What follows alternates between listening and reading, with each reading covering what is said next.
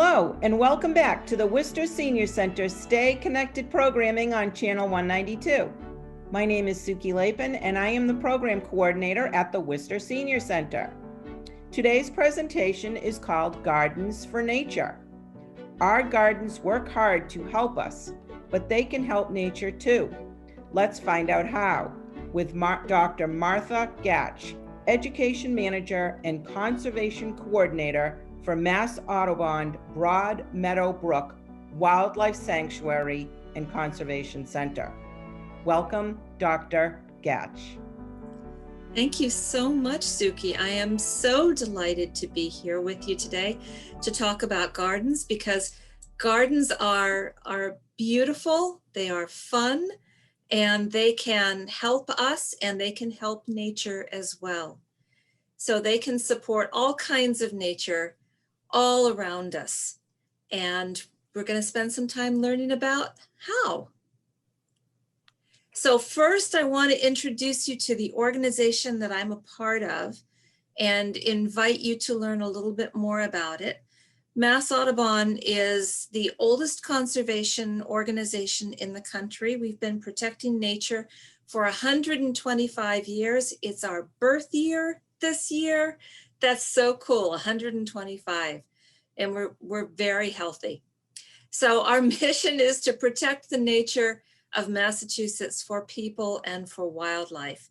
And the slide that I'm showing you is the website, www.massaudubon.org, if you want to come and check us out. And I am based out of Broad Meadow Brook in Worcester, which is the largest urban wildlife sanctuary in New England. We have 435 acres. We're relatively new. We only came into being in 1990, but you can see all the green space that is around. The yellow star is where the visitor center is. We have 435 acres. We have 5 miles of very safe, very well-marked hiking trails or walking trails. About 1.5 miles are accessible. And so it's just a beautiful place to come. So I do invite you to check it out if you are in the Worcester area. This is what it looks like when you come up the driveway on Massasoit Road. And this is part of our gardens. One of my most enjoyable jobs being here is to help design and take care of the landscape. And we don't have gardens that grow food for people. We have gardens that grow food for nature and help take care of nature by keeping our water clean and providing food for birds and all sorts of creatures all year long. So the tips that I have learned in doing this job are those that I'm going to share with you today. Here's the visitor center. This is the place that you would go inside and say hello to the nice person at the desk and let them know that you're there. If you'd like a trail map, you can get one there as well. But I wanted to show you this picture because I think it's a lovely picture. I'm not a great photographer, but this is one that I'm kind of proud of. But also to show you that the area in front of the building is also part of our landscape, and it looks a little bit wild, but it's also something that I helped to design and take care of. And it is absolutely full of nature all year round. So we're going to start from where some people already are in terms of gardens and lawns. And this would be an ideal that some people would aspire to. It's nice and it's neat and it's very tidy and it looks lush and well mowed, but it's not really good for wildlife. Most of our lawns are biological deserts. They don't feed the pollinators, they don't feed butterflies, they don't feed birds. They just feed some, I'm going to say, unrealistic expectation of what we think our lawns should look like. And they take a lot of work and time and water and energy. so we can do better. So here's what we're going to look at today. Gardens, and I'm going to add and lawns for nature, because your lawn can be a garden as well. We want to look at the area around us, at our gardens and at our lawns, as an ecosystem, a collection of things that live there and the land in which they live and how they interact. We want our gardens, and if you're ready for it, your lawn, to be able to provide food and water and shelter for the wild creatures, the birds, the butterflies, the pollinators that live here with us, and we live with them. And to do that, you want to be able to provide food and water and shelter. You want to make it a safe place for nature to be. Another guiding principle is to use landscape plants in your landscape that are local to this area. We call those natives. And we'll talk a little bit more about that. We'll talk a lot about that, actually. And then there are some things that you can do, ways that you can care for your garden and your lawn that are kind to nature and that will nurture it. So we'll look at all those 4 points. And we're going to start out looking at our landscape as an ecosystem. So what does it mean to be an ecosystem? Well, one way of looking at and thinking about ecosystems is to look at who is eating whom. So this is a food web. This is a model. This is somebody's idealistic vision of what it looks like out there. And please don't be taken aback by the fact that there's a snake and there's a wolf and there's a rat. Those are some of the things that we might be scared of or look down upon, but they really are all a part of nature, and each one has its own job, its own role. And so in here, let's take a look at all the things that live here. We have everything, like from down at the bottom, we have corn, and we have a flower, and we have another kind of flower, a lavender, and we have mangoes. So this probably isn't a Worcester or New England landscape. This might be something from a little down south. And I don't know about you, but I love mangoes. They're one of my favorite fruits, so I'm glad to see them here. And then the red arrows on those point to what eats them. So a fruit fly would be eating the mangoes. A butterfly might be feeding on the nectar from the lavenders or the flowers. A grasshopper might be eating the corn. And then the grasshopper in turn would be lunch for a frog or a rat.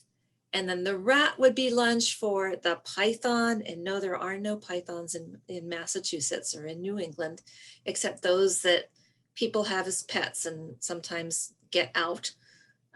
But they don't worry about them. They won't last very long. But we do have lots of other kinds of snakes in Massachusetts, which are awfully fun to watch. And then the snakes in turn might be food for the eagle.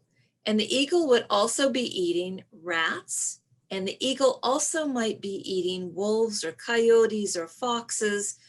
The eagles are scavengers in some sense. They do hunt, but they also take advantage of things that have died naturally. And so they help take care of the not garbage, but they're part of the whole system. They're recycling. And they would even also eat frogs. And then let's take a look at what the birds are eating. So we talked a little bit about the eagle, and the eagle also would be eating other birds if they can catch them. And then the other birds, as exemplified by the thrush in this diagram, are going to be eating insects such as the fruit fly or the dragonfly. But this diagram misses a couple of things. And always when you look at a piece of art or a diagram or a map, it's always a great idea to ask yourself, what isn't the artist showing? What's missing? So if we do that for this picture, maybe you're thinking in your own mind of some things that might be missing, but I'm going to show you some things that I think are missing. And essentially there's a lot more arrows. So all the blue arrows are things that I noticed were missing. So the thrush, we know, eats insects like the dragonflies and the fruit flies and probably mosquitoes and other kinds of insects. But it also really likes to eat caterpillars, which are the young of butterflies and moths. As a matter of fact, birds think caterpillars are delicious. They're soft.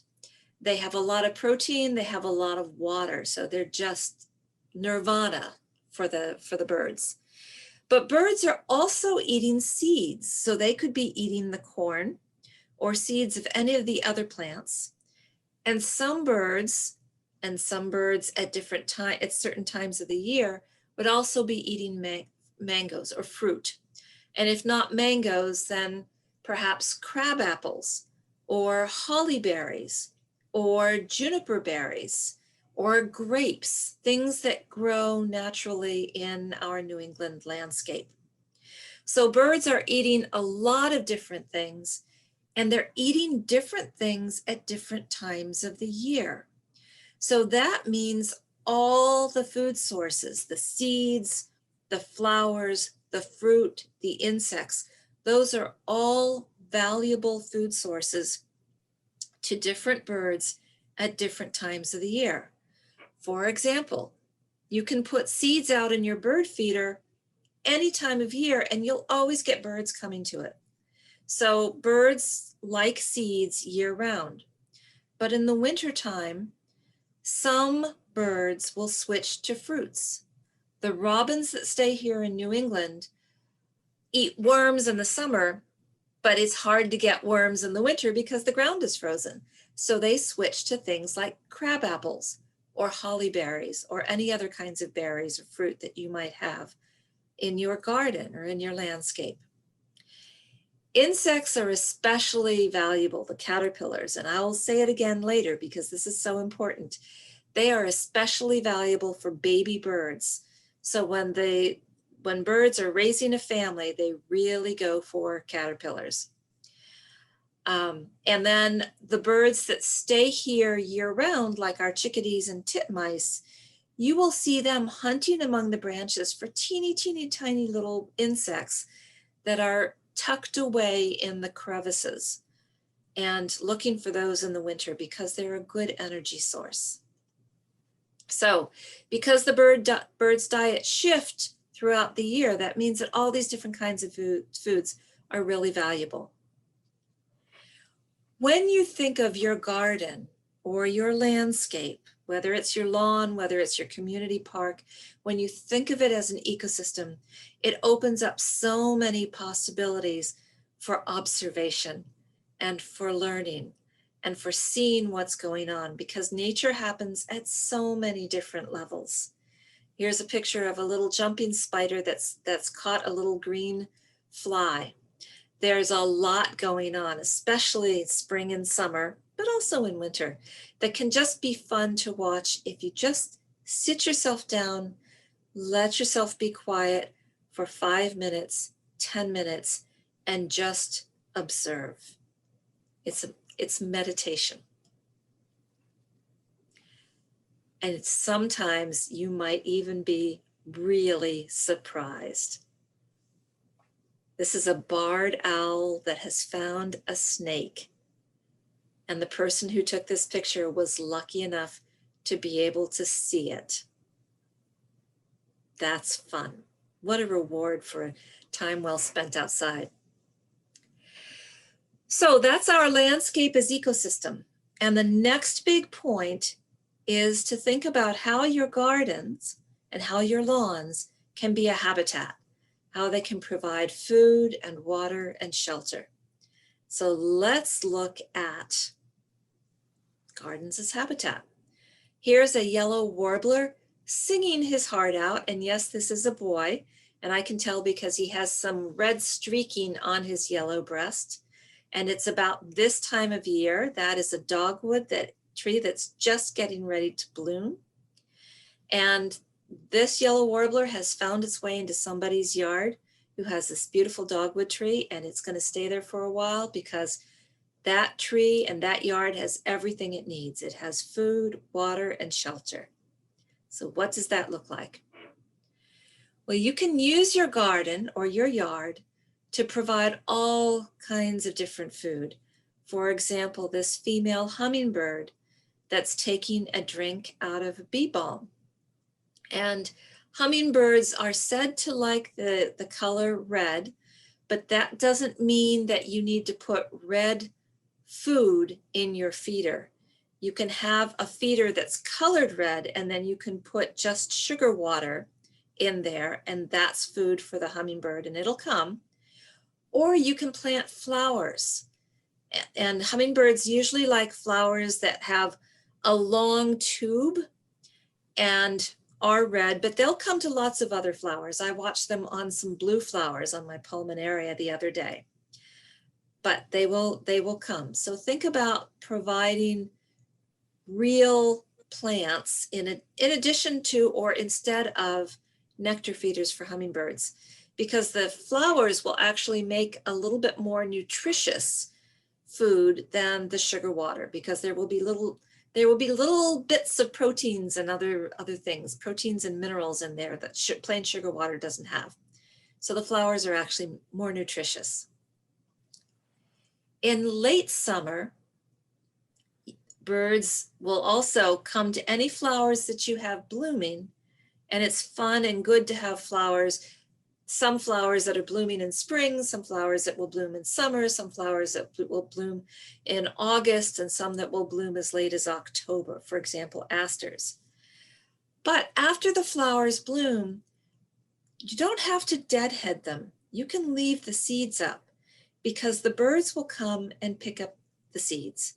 And this is a goldfinch. This is a boy, a male, and I can tell because he has a black nose cap and a little black on the top of his head, and otherwise he's bright yellow with black wings.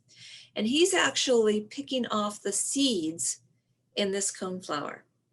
And the coneflowers are very much like thistles in terms of the size of the seeds. They're just the right size for goldfinches. So they're an easy food source. And then the other picture, of course, is what the coneflowers look like when they're in full bloom. In the fall, you might think about bushes that produce berries, things like hollies. This is a shrubby dogwood. It's not a tree, it's a shrub. It's called silky dogwood. There's another one called red osier dogwood. And these provide pretty flowers that are good for pollinators. You notice we're not really talking about bees and butterflies yet, but they're important too to provide food. And so it has these beautiful white flowers that will bloom in the summer, midsummer. But in the fall, it produces these amazing blue berries that are absolutely adored by the birds. So that is a fun thing to think about. And I'll give you some additional plant suggestions a little bit later too. And then in the winter, you can also have food for the birds, natural food without a bird feeder, if you plant the right kinds of trees. So here's a picture of a birch tree, for example, with a goldfinch in its winter plumage in the snow. And in winter, the goldfinches are much less bright, but they're still goldfinches. And birch trees provide seeds that are present all winter long. The picture is what they look like in early summer. But they're a nutritious food source in the wintertime for not just goldfinches, but many of our other finches that will flock to them. For example, this winter we had a lot of finches come down from the north because there was more food down here than there was for them up north. So we had things like pine siskins and redpolls and crossbills come down, and they just absolutely loved the birch trees. So food all year round. So think food in every season, because birds need all kinds. And I wanted to show these pictures just because there's so much fun of the different birds feeding their babies and how hungry those babies are and how big their mouths are. So you can imagine how much work it takes to feed them and keep them happy. So we have robins on the left, we have barn swallows in the middle, and we have pileated woodpeckers with their babies on the right. Birds need all kinds of food. They also need, in addition to food, they need other things. They need things to build their nests. And so here is a picture of a black-capped chickadee that is making use of last year's cattail flowers and fronds. And he might be eating the seeds. They're kind of like dandelions, but he also might just be after the fluff to line his nest. And ferns, especially ferns that are very fuzzy, like cinnamon ferns, are collected by birds to make a soft lining for their nests, as this hummingbird parent has done. And here she is feeding her two babies. Hummingbirds are born with very short bills, and as they grow, as they get bigger, the bills get longer and longer until they get to be the adult size. I think that's just a fun fact. But hummingbirds make the tiniest nests, and they make them out of lichens and moss and spider webs and fuzz from cinnamon ferns.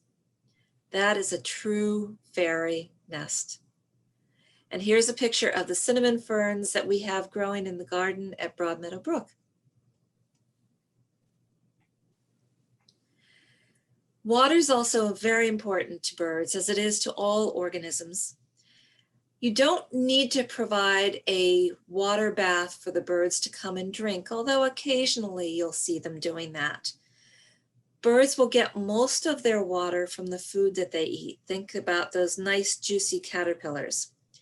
In the wintertime, water is very important because the caterpillars aren't very juicy, and most of the water is frozen. It's in the form of snow or ice, so it's not available. So water is especially important in the winter for birds. You don't need to have a fancy bird bath. You can use the lid from a garbage can, turn it upside down. You can leave it on the ground, or you can put it up on a stand so that it's easier to reach for you.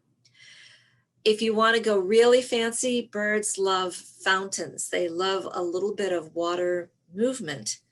And so you might, if you have that, you might see more birds or different kinds of birds than if you just have a still bird bath. But it doesn't need to be anything expensive. And it's good to have it somewhere in your garden if you can. Here's a bluebird perched on the edge of a bird bath. And then that is I believe that's a piping plover who is poking or pulling out a worm from the coast. Very shallow water. Thinking about your gardens, and if you want them to be attractive or helpful for nature, think about the overall physical structure and how that can provide shelter. This is a picture from Mount Auburn Cemetery in Cambridge, which is one of my favorite places, especially in spring. It's just amazingly gorgeous, amazingly spectacular. And it turns out to be very, very important, not just to birds year round, but to migrating birds. It is a green space in the middle of an urban setting, Boston, that is, the birds flying over it see that as an oasis, a literal oasis. And they flock to it. And this time of year, we're in the middle of May, it's incredibly busy with migrating birds, Baltimore orioles, catbirds. There's a great horned owl that lives there. Warblers are coming through. It's just a beautiful spot. But one of the reasons that it's so attractive is because the landscapers have taken pains to make it heterogeneous in terms of physical structure. So you can see in this picture, for example, that there are small shrubs, there are blooming trees, there are medium-sized trees, and there are even some bigger trees.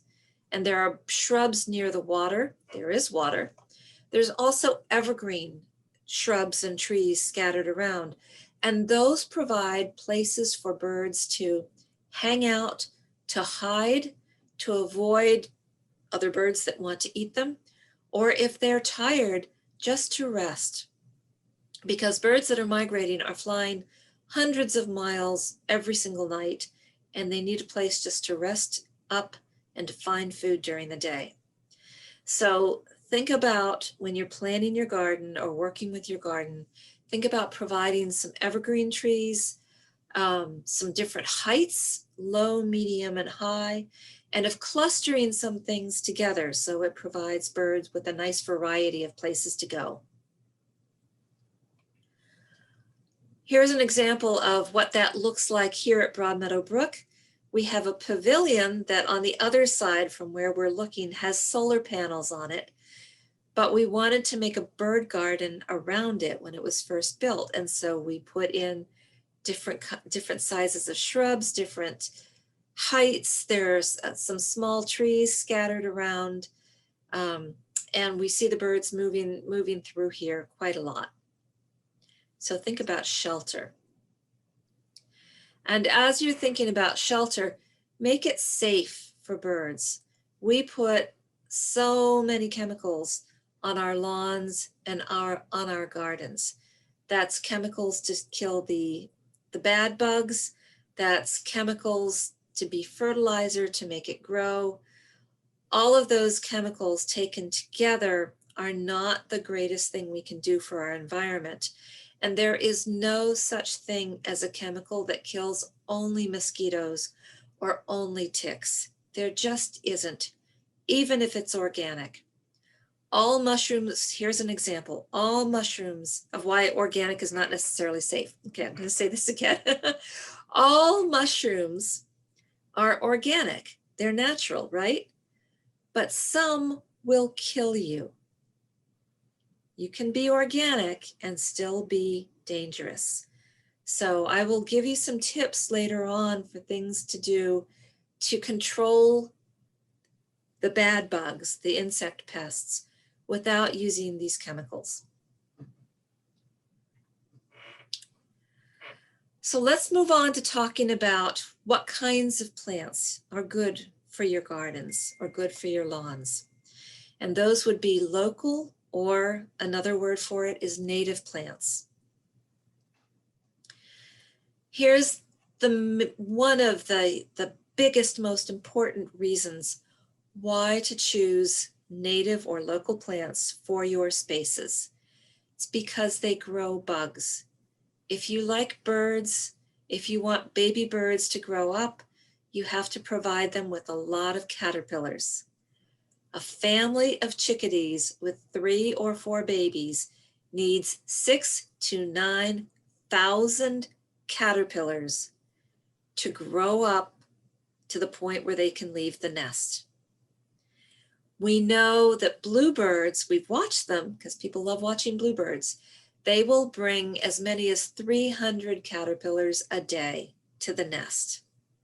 That's a lot of work.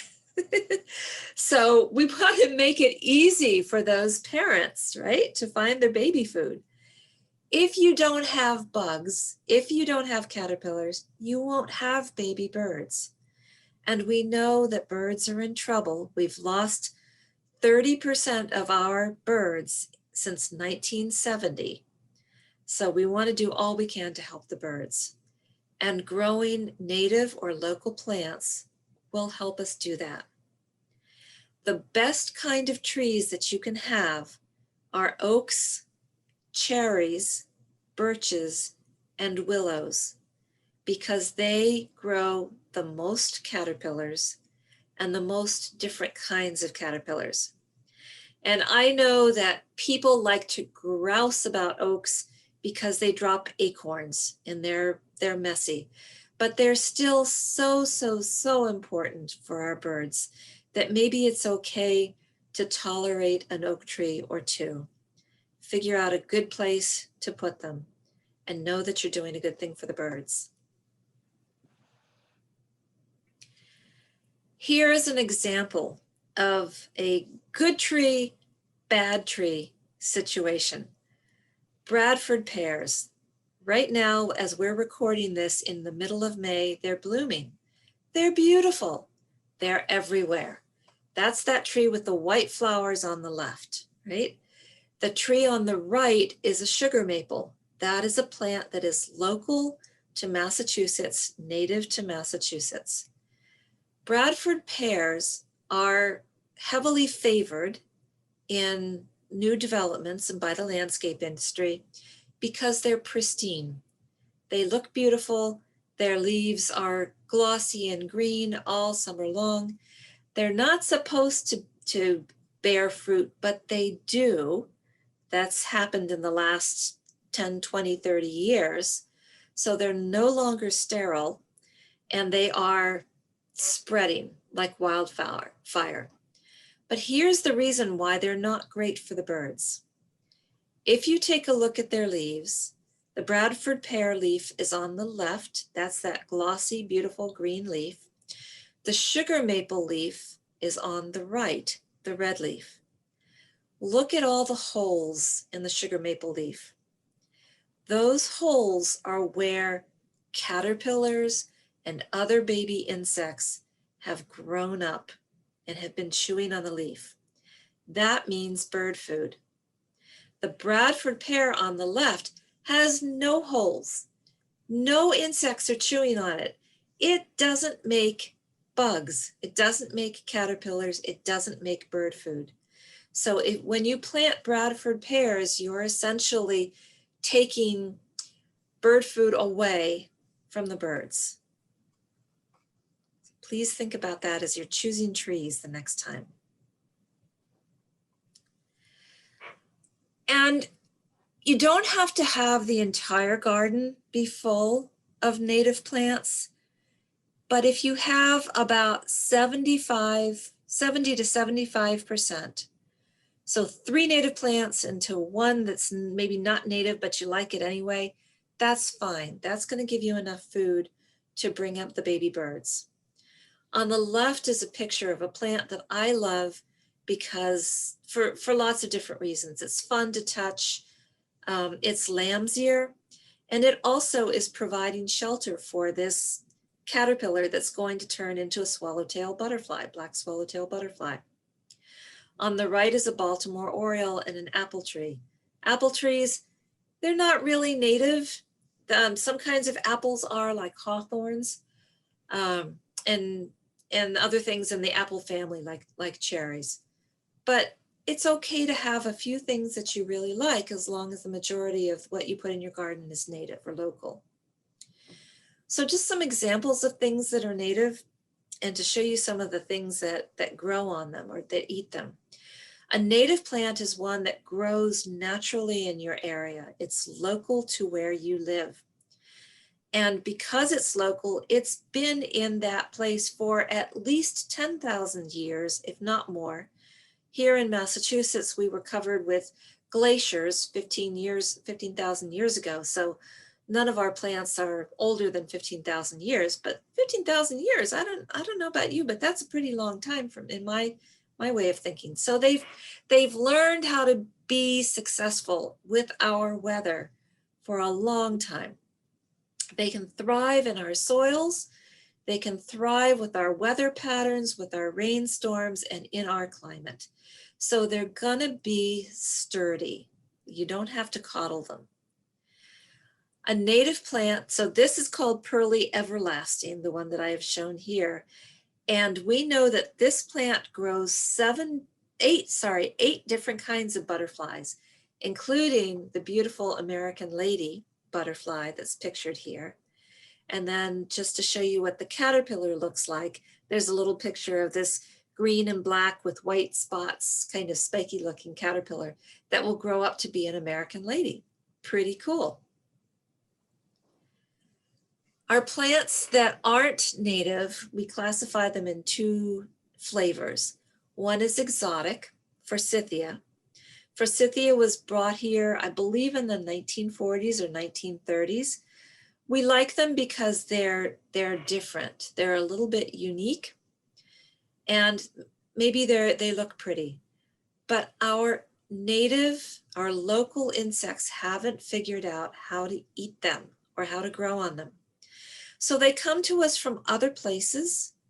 They may support pollinators, they may support bees, they may support adult butterflies, but they don't grow caterpillars, they don't grow bird food. Some of them are well behaved and they stay put, but some of them escape into our woods and take over space from our native trees and shrubs. I have another slide or two other slides about that. The other thing to think about when you're choosing new plants, often the landscape industry loves to breed native plants to look a little bit different. They tweak them. Those are called cultivars. They're pretty, they're exotic, but often they sacrifice wildlife value for beauty. So our normal coneflower, Echinacea purpurea, has nectar and pollen that feeds butterflies and feeds the bees. But this double scoop cranberry, Echinacea on the right, all the pollen and nectar parts have been bred to turn into extra petals. So the plant looks pretty to our eyes, but it doesn't feed the wildlife. It doesn't support the wildlife. So you want to be very careful about putting cultivars into your garden. Some of our exotic plants are actually invasive. They take over. Here's a picture of the bane of my existence. This is Japanese knotweed. You will see this, it looks a little bit like asparagus right now, but you'll see it along stream sides and along roadsides and along walls.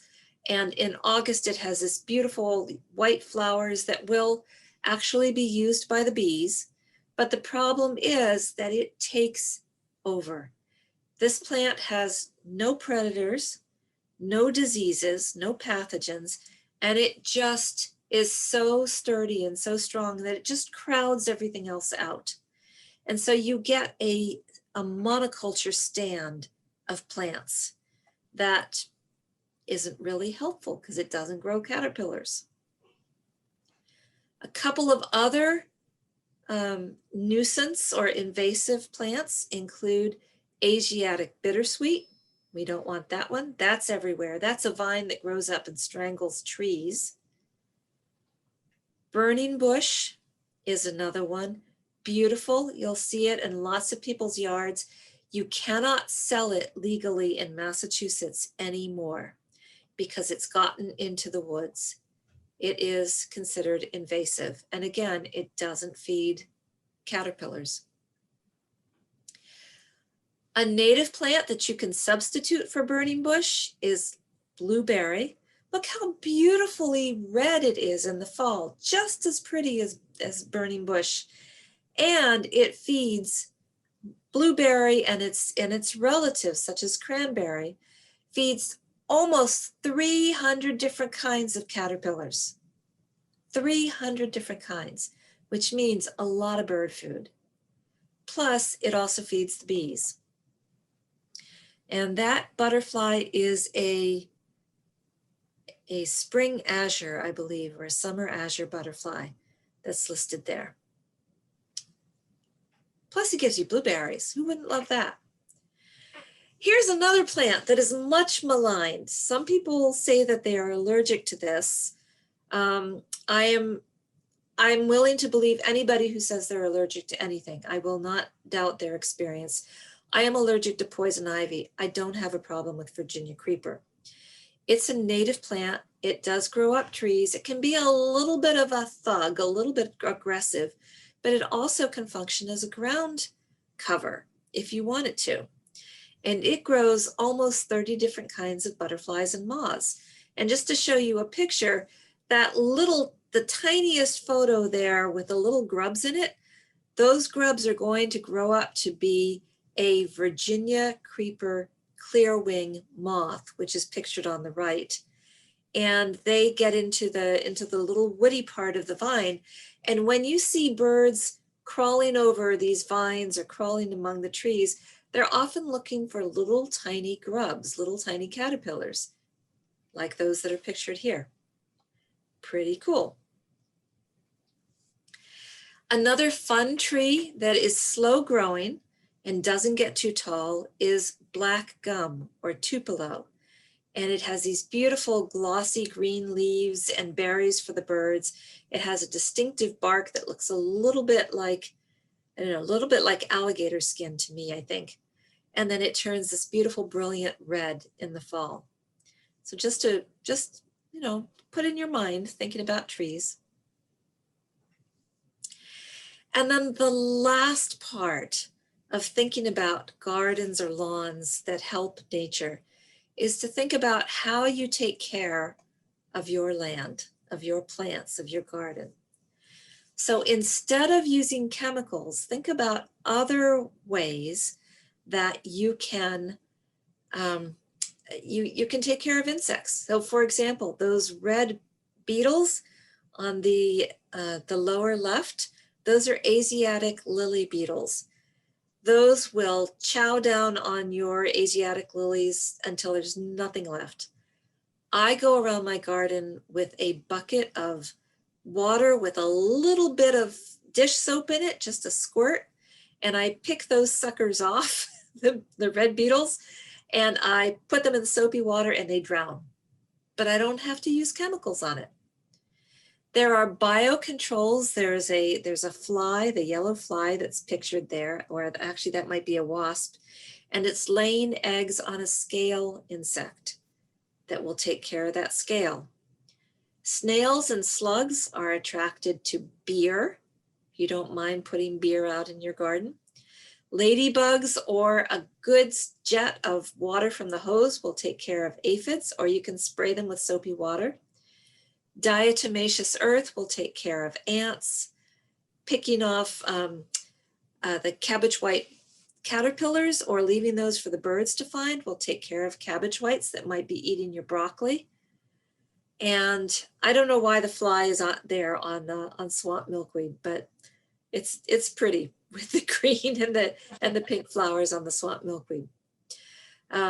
So there are ways to take care of your garden without spraying really harsh, dangerous chemicals that kill absolutely everything.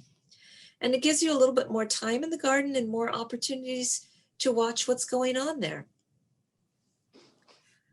And then as it's coming to be fall and you're cleaning up your garden, leave the leaves there because so many things are hiding in the leaves.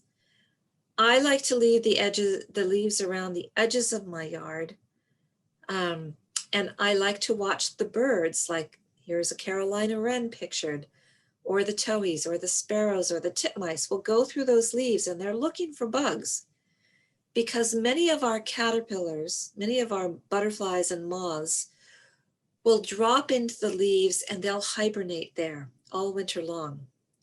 And salamanders live in the leaves, turtles live in the leaves, frogs live in the leaves, lots of things are there. It's shelter for them. So as much as you can, leave the leaves alone, because if you take them away, you're taking away the creatures that are going to turn into next year's butterflies and next year's moths.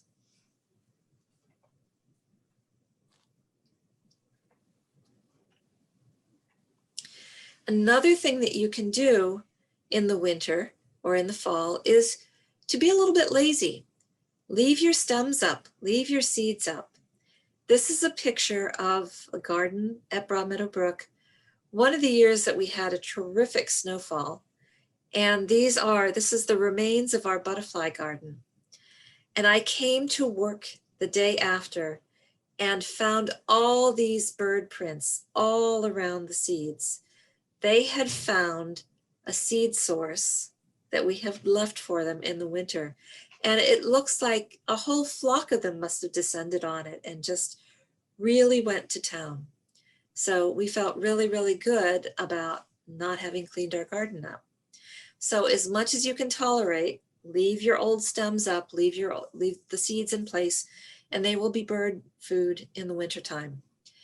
If your neighbors are very tidy and you would not like to insult them, one of the things that you can do, I'm trying very carefully to think about how to say that nicely. One of the things that you can do is you can cut some of your stems off, but leave about 8 inches to a foot on top of them, because the birds will come by and use the fibers from those old stems for nesting material in the spring.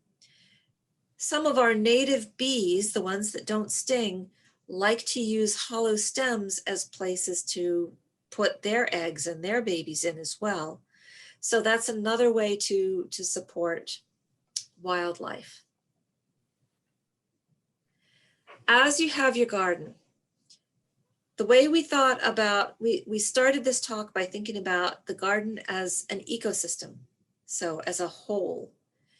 Sustainability is a lovely practice to incorporate into your garden and your lawns. Use nature for fertilizers and for pest controls. The birds will take care of those caterpillars. Ants will take care of some of those caterpillars. Leaves make a wonderful fertilizer if you leave them be. They make a wonderful mulch, or even grass clippings can make a wonderful mulch. You don't need to go out and spend hundreds of dollars to have a whole truckload of bark mulch delivered and have to figure out how to spread that. You can use the things from your garden and it's okay. Water, capture water as much as you can. Use the plants that are adapted to the amount of water that we get in New England, and it just makes life easier for you. And the last thing that I want to say about chemicals is that in addition to hurting all kinds of insects, they're also very hard on our streams. Whether they're fertilizer, whether they are pesticides, extra chemical that doesn't go into the ground or taken up by the plants washes off with the next rainfall and goes right into the nearest waterway, the nearest stream. At Broad Meadow Brook, we really value water as a resource, and we try very, very hard to keep it as clean as possible. This slide is showing you part of our system of rain gardens, and I'll show you what a rain garden is, but let me explain it a little bit first. Here is the driveway coming up into the center. And on that driveway, there are 3 places where water gets channeled into these gardens that are pictured. There are drains in the driveway that catch the water that flows off in a storm and redirects it into the gardens where it can sit and get absorbed by the plants. And I'll show you a picture of that. These gardens were designed primarily to help with water quality, but we also intentionally planted them with native plants, with things that something's going to be blooming all season long, and that feeds the birds. So your gardens can work really hard. They can multitask and do 2 things at once. Here's a picture of that garden looking down on the street towards Massasoit Road. Isn't it beautiful? We've put grasses in. The white flower is called boneset. There's Joe Pye weed in there. There's penstemon. There is bee balm. There are a lot of different things. When it rains, this is what that garden looks like. It gets flooded because all the rain from the driveway flows in there, and then it sinks into the ground. It gets absorbed into the ground. There's an area where there's some overflow if it's needed, but the water that sinks into the ground is cooler because it has time to cool down from that hot asphalt. It is cleaner. All the oil and the sand and everything else that comes with the cars goes into the gardens, and plants and nature are amazing at cleaning up after us, so they can break down those nasty toxins and take care of them. And it slows the water down so that it doesn't erode the stream. So 3 different ways to take care of that water just by having a garden that also feeds the birds. So those are our guiding principles. Think about your garden or your landscape as an entire system where lots of things live and interact with each other and interact with the physical environment. Think about how you can provide, through a selection of plants, food and shelter. Think about a water source if you're able to do that. Figure out how to manage it without using powerful chemicals. And we gave you some tips for doing that. As much as you can, incorporate the plants that are used to growing in New England, because you'll be happier. You won't have to spend as much time caring for them. And they will grow bird food, and they will feed our pollinators, and they won't get out and escape and cause havoc in our woods. And then be a little bit messy, be a little bit lazy with your garden to manage it sustainably, and sit back and enjoy the fruits of your labors. So I wanted to make sure that I mentioned a few good places to go if you want more information. Mass Audubon has a whole section on gardening for the birds, gardening for pollinators. We'll have lots of plant suggestions and reiterate some of the management practices we talked about today. The Native Plant Trust that used to be Garden in the Woods in Framingham also has good tips for plants and for gardens, managing gardens.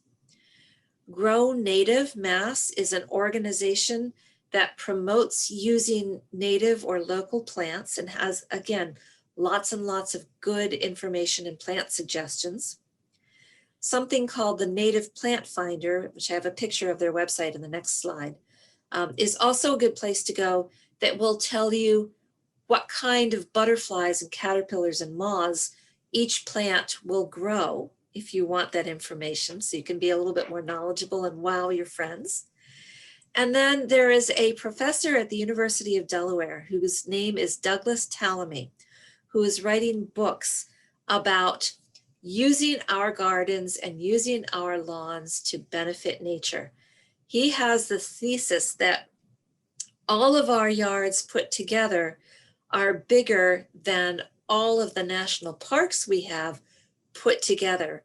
And if we can just harness the power of that land by growing the right kinds of plants and by using the best practices we can to manage them, then we can really help nature. We can especially help the birds. So here's, again, some particular websites for the Native Plant Finder. And if you just search on Native Plant Finder, you will find it. It's put out by the National Wildlife Federation. Here's the website for Mass Audubon. And if you go to Mass Audubon and search on pollinators, that will get you to the right place.